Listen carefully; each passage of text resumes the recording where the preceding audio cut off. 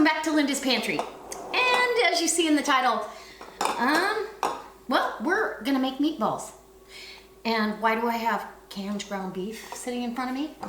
I just canned this off, and I don't know that the video is posted yet, but I will be posting the video if it's not up right yet. This is home canned ground beef, and this is a 88/12 fat content. I don't drain the fat off, and I'll let you in. Absolutely perfect headspace on every one of these jars. I did a small batch of 7 pints. So roughly each jar holds a pound of meat, and I was talking with Liesa over at Suttons Dazes and I. She had said in her video when she canned ground beef that you wouldn't use it for meatballs or meatloaf or anything like that. And I'm like, well, wait, why not?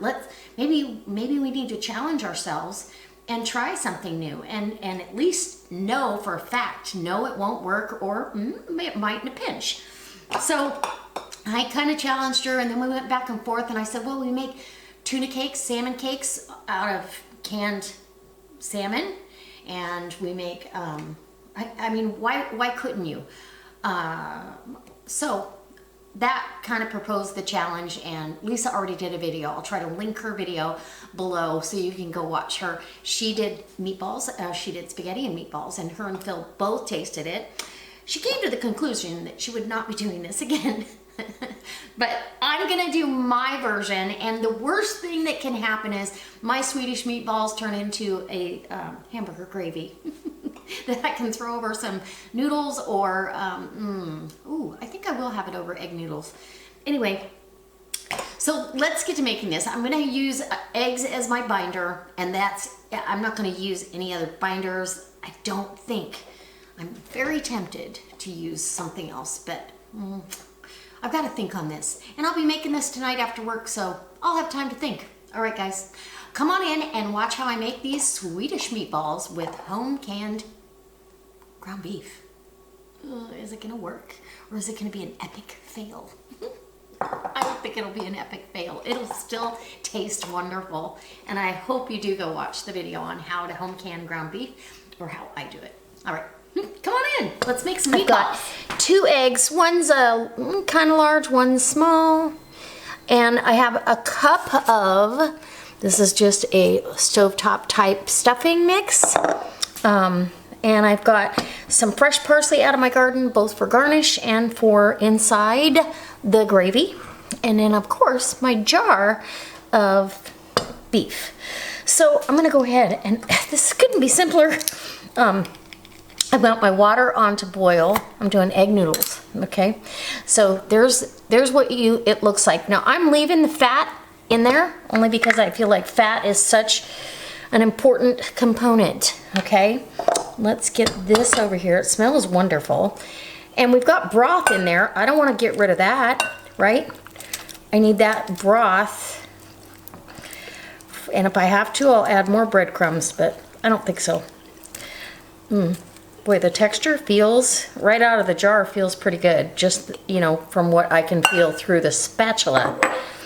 So,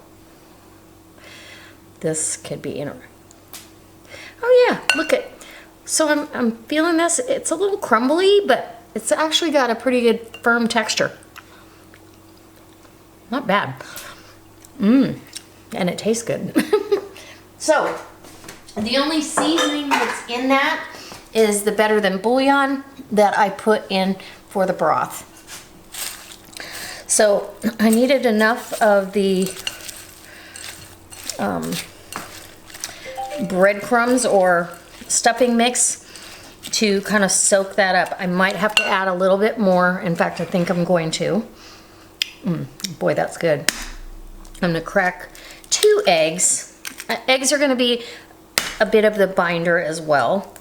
The breadcrumbs, or whatever you decide to use, is going to add a little bit more of a binder. So I'm going to add some more of that.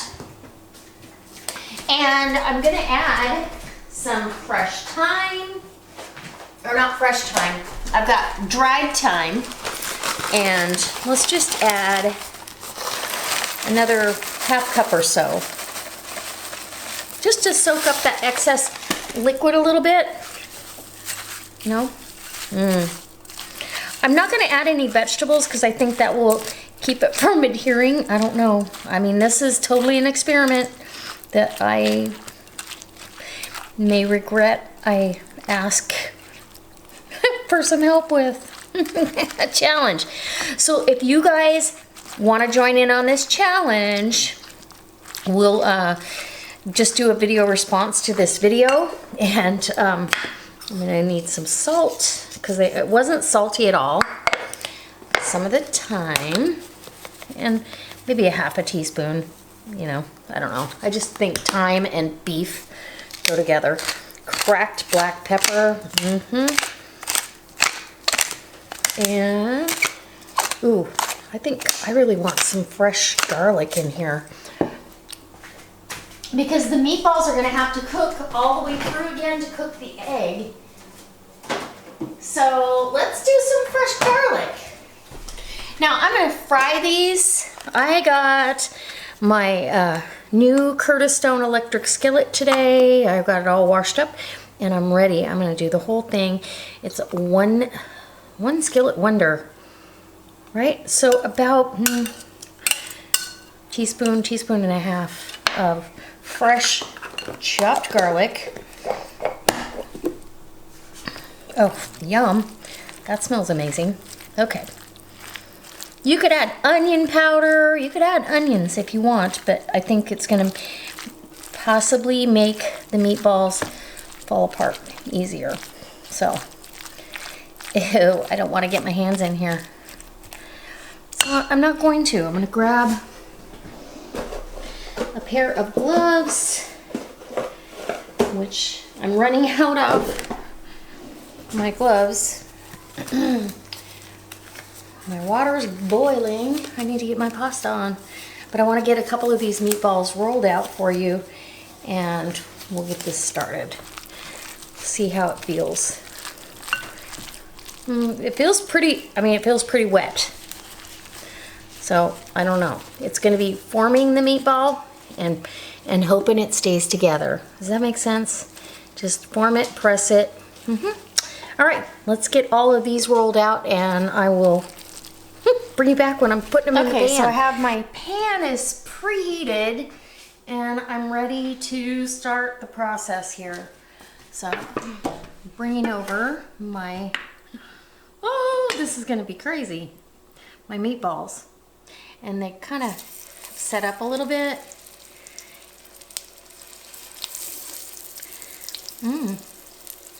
They smell wonderful.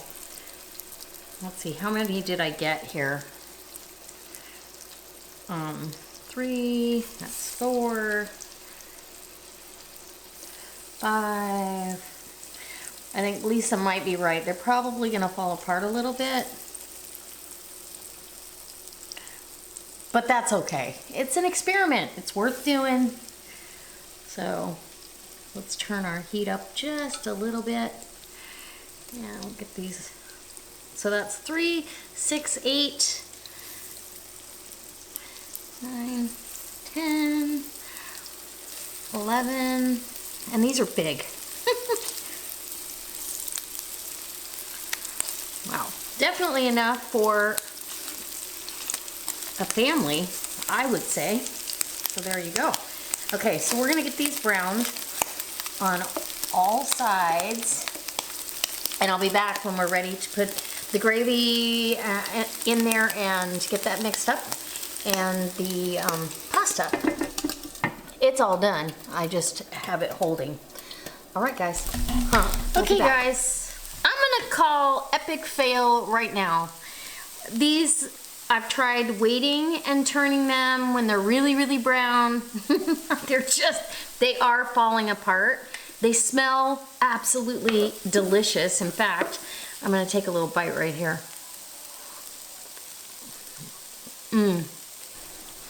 Okay guys, I have 3 of the meatballs that actually, they held together pretty good. And I'm just gonna, these are mine. I'm gonna show you. If I put the gravy in or the sauce in the pan and I start stirring, they're gonna fall apart. But I'm just gonna put this right on top, and then I can kind of portion control that. And look at that. How pretty. Yummy. Okay.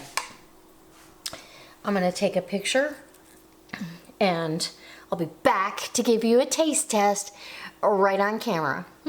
I'm excited because I've already tasted them. They're delicious. Okay guys, so I've got my dish and I already know, well, because I tasted them. Now I'm breaking into the meatball. Okay, I gotta bite just like you would. I'm just doing the meatball itself. Meatball, kind of smashed ball. But it held together, so.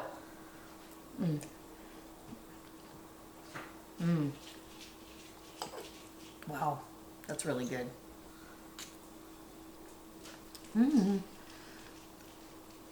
Okay. Trying not to just focus on the gravy.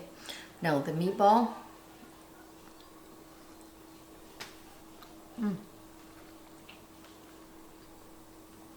Little crispy edge. I like the stuffing kind of flavor to it. Look, see, they're holding together. I mean, I've got a fork through it and it's staying together. I think you just have to cook them long enough that the egg really sets without bothering them. So baking them at maybe a lower temperature might be the key. Because see, the bottom of that one got pretty brown.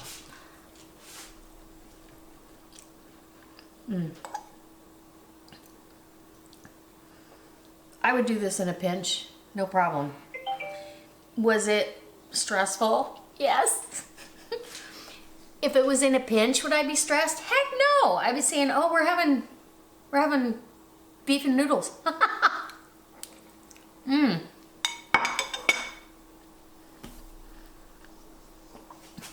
Will I do it again if I'm not in a pinch? Probably not.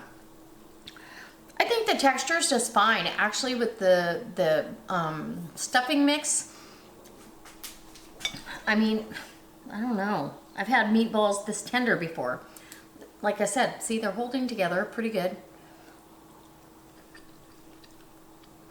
I actually like a tender meatball. I don't feel like they're too soft, and maybe it's because I canned my ground beef in better than bouillon. I don't know. They're tender, but they're not off. I'm not put off by that texture, and I am a texture person. So this is my honest opinion. Am I gonna do it again? Probably not. But I think I am going to explore making a black bean burger using my home canned ground beef. So if you want to see that that little experiment, let me know in the comment section below. This is actually, it's delicious. It tastes wonderful. If you just gave up and broke all those up and added this gravy, you're good to go. So I hope it inspires you to use your home canned goods. You know what? Get creative with it. Make something that you know that even if it fails, if it tastes good, you're still going to consume it. So don't worry about it. Try some new things, and if you've tried anything like this, leave me a comment. If you want to see something else like this, let me know as well. All right, guys. I can't wait to see you next time. Liesa, there might be another challenge coming.